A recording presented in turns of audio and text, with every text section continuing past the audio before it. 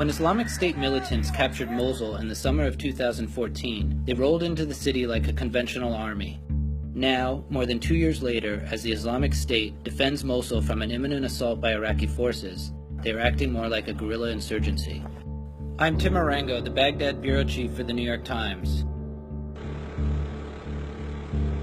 Thick funnels of black smoke have been seen rising from surrounding areas of Mosul and over the city as the militants set alight oil wells and tires to create a smokescreen against airstrikes carried out by a United States-led coalition.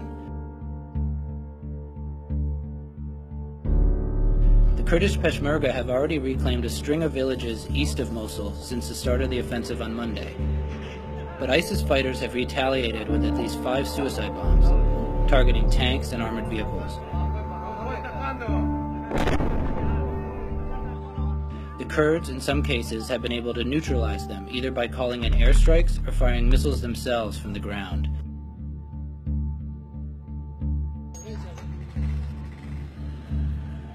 ISIS has also booby-trapped approach roads with IEDs and has left behind small forces in evacuated villages for ambushes, and the resistance so far in the outlying villages of Mosul suggests the fight could be long and bloody.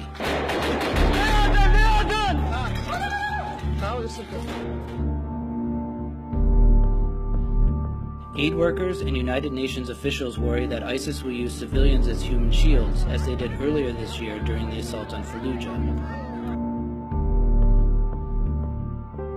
ISIS also digs tunnels. They've used them to great effect in previous battles in Ramadi and Fallujah, and they are believed to have created an elaborate network of tunnels in Mosul too. The tunnels allow fighters to move weapons out of sight from surveillance drones and to move unseen by Iraqi fighters and set up ambushes.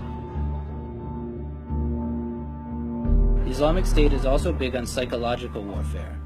The group's media outlets are known for their slick propaganda videos. Already we're seeing video from the ISIS-affiliated Amok News purportedly showing content residents inside Mosul and masked fighters patrolling the city. الحمد لله والشكر ماكو شيء بالموصل وامان والخير متكاثر والحمد لله والشكر والفضائيات كلها كذب بكذب بكذب.